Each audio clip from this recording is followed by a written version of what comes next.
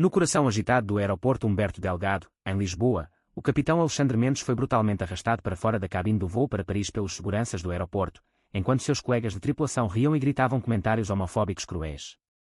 Apenas minutos depois, os alarmes de emergência ecoaram por todo o terminal, mergulhando o aeroporto inteiro em um caos absoluto de pânico e evacuação. Alexandre sentiu o peito apertar como se o ar tivesse sido sugado do recinto.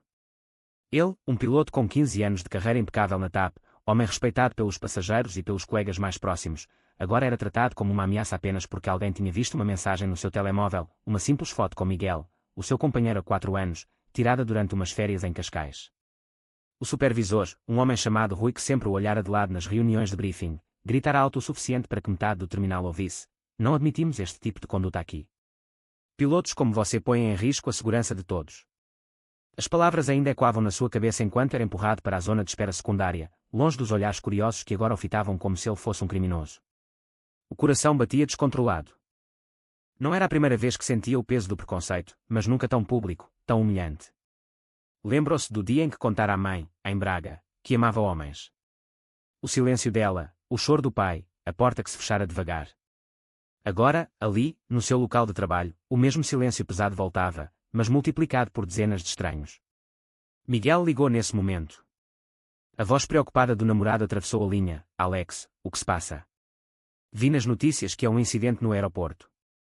Alexandre tentou manter a voz firme, mas a garganta ardia. "Fui barrado, Miguel. Por ser quem sou. E agora está tudo a desmoronar." Do outro lado da linha, Miguel respirou fundo. "Fica aí. Eu vou ter contigo." Enquanto falava, o caos crescia. Sirenes uivavam, passageiros corriam com malas arrastadas, crianças choravam. Um anúncio urgente ecoou: evacuação imediata do Terminal 2 por motivo de segurança. "Por favor, sigam as indicações da equipa." Alexandre olhou para o painel de voos. O seu voo, o TP-456 para Paris, ainda estava listado. Mas algo estava errado. Muito errado. Ele sabia que aquele avião tinha tido um problema hidráulico na manutenção da véspera, um detalhe que só os pilotos mais experientes conheciam. E ele era o único que tinha feito o treino específico para aquela falha. O supervisor que o banira não sabia disso. Ninguém ali sabia, exceto ele.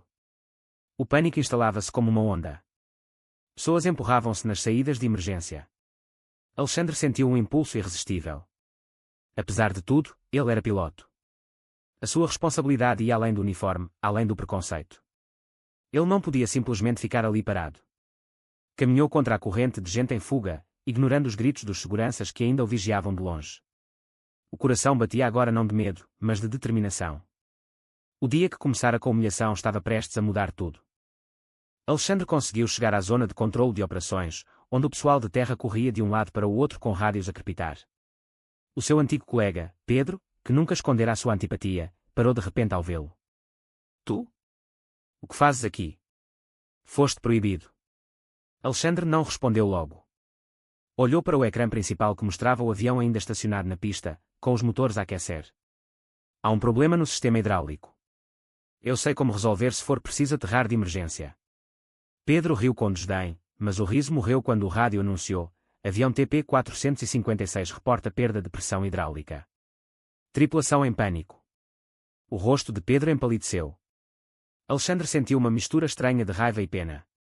Lembrou-se de como tudo começara, anos atrás, quando entrara na academia de pilotagem em Cascais. Ele era o rapaz quieto do norte, filho de um agricultor de Braga que nunca compreendera o filho que preferia livros a tratores. A primeira vez que sentira atração por um rapaz fora aos 17 anos, num acampamento de verão. O segredo queimara-lhe o peito durante anos. Quando finalmente contara aos pais, a mãe limitara-se a dizer: "Reza, filho. Deus vai curar-te." O pai não falara com ele durante 6 meses. Alexandre entrara na TAP como copiloto, subira a capitão, construíra uma carreira sólida. Mas o peso de esconder-se nunca desaparecera. Encontrara Miguel numa exposição de fotografia em Lisboa.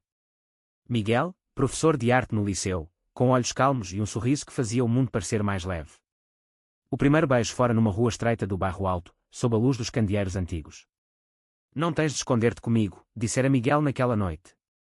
Agora, no meio do caos, Alexandre recordava cada palavra. O supervisor Rui apareceu de repente, suado e nervoso. "Mendes, o comandante do TP-456 pede ajuda." Tu sabes o procedimento para esta falha. Alexandre olhou nos olhos. Sei. Mas fui banido, lembras-te? Rui engoliu em seco. O terminal inteiro vibrava com o pânico. Pessoas deitadas no chão, mães a proteger filhos, turistas a filmar com telemóveis trêmulos. Alexandre sentiu o peito encher-se de uma força nova. Não era vingança. Era responsabilidade. Deixa-me ajudar, disse simplesmente. Rui hesitou apenas um segundo. Vai. Alexandre correu para a torre de controlo, onde o rádio crepitava com vozes desesperadas. O avião estava no ar, mas perdia altitude. Ele pegou no microfone. A sua voz saiu firme, clara, profissional. TP-456, aqui Capitão Mendes. Procedimento Alfa 7. Reduzam potência motor 2 e ativem válvula manual 3. Do outro lado, o comandante respondeu aliviado, entendido, Mendes. Graças a Deus. Enquanto dava instruções precisas, Alexandre sentiu os olhos marejados. Não era só o avião que salvava. Era a si próprio que salvava, pedaço a pedaço. A tensão na torre de controlo era palpável. Os técnicos olhavam para Alexandre como se ele fosse um milagre ou um fantasma. Ele continuava a falar calmamente pelo rádio, guiando o comandante passo a passo.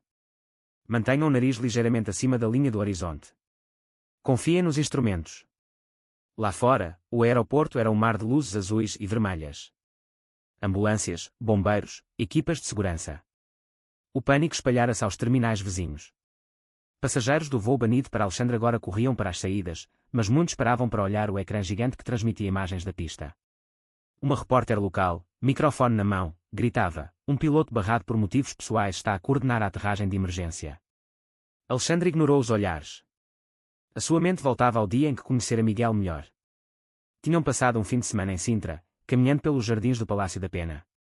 Miguel contara-lhe sobre a sua própria luta, pais divorciados, mãe que aceitara devagar, pai que ainda fingia não saber. O amor não pede permissão, dissera Miguel enquanto via o sol pôr-se sobre os montes. Alexandre abraçara-o ali mesmo, sem medo dos olhares de turistas. Agora, enquanto o avião se aproximava da pista, ele sentia o mesmo abraço invisível. O comandante anunciou: aterragem em 5 minutos. Obrigado, Mendes. Sem ti não conseguíamos. O avião tocou o asfalto com um solavanco, mas inteiro. Aplausos irromperam na torre. Alexandre largou o microfone, as mãos a tremer. Pedro aproximou-se, cabisbaixo. Eu não sabia que eras tão bom nisto. Alexandre olhou, ninguém pergunta. Só julga. Lá fora, os passageiros do TP-456 desembarcavam ilesos, abraçando-se uns aos outros. Uma senhora idosa, que Alexandre reconheceu como passageira frequente, aproximou-se dele na zona de espera. Obrigada, capitão.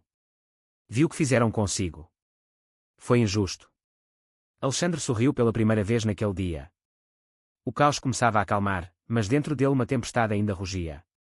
Miguel chegou finalmente, correndo entre a multidão, o rosto molhado de lágrimas. Abraçaram-se no meio do terminal agora quase vazio. Tu salvaste vidas, murmurou Miguel. E a ti próprio. A notícia espalhou-se como fogo. Jornais online, redes sociais, televisão. Piloto gay barrado salva voo em Lisboa.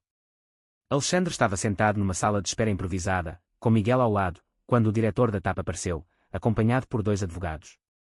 Mendes, lamento profundamente. O supervisor Rui foi suspenso. Queremos que regresse ao ativo imediatamente. Alexandre olhou para o homem. Sentiu a velha ferida latejar. E se eu não quiser? E se o preconceito continuar escondido atrás de razões de segurança? O diretor baixou os olhos. Vamos mudar os protocolos. Formação obrigatória. O seu caso vai servir de exemplo. Miguel apertou-lhe a mão. Alexandre pensou na família. Telefonara à mãe naquela manhã, antes do voo. Ela respondera com voz trêmula: filho, vi as notícias. Estou orgulhosa. O teu pai também. Pela primeira vez em anos, ouvira o pai ao fundo, diz-lhe que venha a casa. A reconciliação não era mágica, mas era um começo.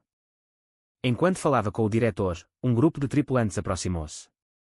Entre eles estava Carla, uma comissária de bordo que sempre fora amiga. Alexandre, desculpa não ter intervindo mais cedo. Tive medo. Ele abraçou-a, todos temos medo. O importante é não ficar calado. O aeroporto voltava lentamente à normalidade. Passageiros eram autorizados a regressar. Muitos paravam para cumprimentar Alexandre, tirar selfies, agradecer. Um jovem casal gay, de mãos dadas, aproximou-se. Obrigado por nos mostrares que podemos ser quem somos. Alexandre sentiu o peito aquecer. Não era herói por acaso. Era herói porque escolhera não se esconder mais. Miguel sussurrou-lhe ao ouvido: vamos para casa. Mas ainda havia trabalho. A companhia organizou uma conferência de imprensa improvisada. Alexandre subiu ao palco improvisado, microfone na mão. Hoje não salvei só um avião. Salvei a minha dignidade. E espero que isto sirva para que nenhum outro piloto, nenhum outro trabalhador, passe pelo que passei. Os flashes dispararam. Miguel estava na primeira fila, sorrindo com orgulho. A noite caiu sobre Lisboa. Alexandre e Miguel caminharam devagar pela marginal, o rio Tejo refletindo as luzes da cidade. O ar estava fresco, carregado de sal. Nunca mais quero esconder-me, disse Alexandre. Miguel parou, virou para si. Não precisas. Eu estou aqui. Sempre estive. Beijaram-se sob a ponte, um beijo longo, verdadeiro, sem medo. No dia seguinte, Alexandre regressou ao aeroporto não como passageiro barrado, mas como capitão em serviço. A tripulação recebeu-o com aplausos espontâneos. Até Pedro se aproximou: ensina-me a ser melhor, ok? Alexandre sorriu. Começamos hoje. Durante o briefing, contou brevemente a sua história. Não para ganhar pena, mas para abrir olhos. Ser gay não me torna menos piloto. Torna-me humano. Os colegas escutaram em silêncio respeitoso. O voo para Madrid correu sem incidentes. Lá em cima, a 10.000 metros, Alexandre olhou pela janela para as nuvens. Pensou na criança que fora em Braga, no rapaz que sonhava voar mas tinha medo de ser ele próprio. Agora voava livre. Miguel esperava-o em casa com jantar pronto e velas acesas. Hoje comemoramos, disse ao chegar. Jantaram, riram, falaram do futuro. Talvez uma viagem juntos à Madeira. Talvez adotar um cão. Pequenos planos que antes pareciam impossíveis. A mãe telefonou novamente. O teu pai quer conhecer o Miguel. Alexandre sentiu os olhos marejados. Vamos no próximo fim de semana. A vida não era perfeita. Ainda haveria olhares tortos, comentários sussurrados. Mas agora ele tinha ferramentas para enfrentar. Tinha Miguel, tinha a sua equipa, tinha-se a si próprio. Semanas depois, Alexandre pilotava o voo de regresso de Roma. O cockpit estava silencioso, só o ronco suave dos motores. Pensou em tudo o que mudara. A companhia implementara novas políticas. Rui pedira desculpas por escrito. O sindicato criara um grupo de apoio para profissionais LGBT. Alexandre tornara-se mentor informal para jovens pilotos. No aeroporto, ao desembarcar, encontrou Miguel à espera com um ramo de flores. Abraçaram-se ali mesmo, diante de quem quisesse ver. Um passageiro mais velho aproximou-se, via sua história. Obrigado por ser corajoso. Alexandre sorriu. Não sou corajoso. Sou apenas eu. Nessa noite, em casa, sentados no sofá com vista para o Tejo, Miguel perguntou: arrependes-te de alguma coisa? Alexandre abanou a cabeça. Só de não ter falado mais cedo. Olharam um para o outro, mãos entrelaçadas. O futuro estendia-se à frente como uma pista infinita. O preconceito ainda existia, mas já não o definia. Ele definia-se a si próprio.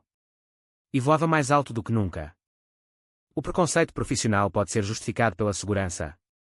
Verdadeiro ou falso?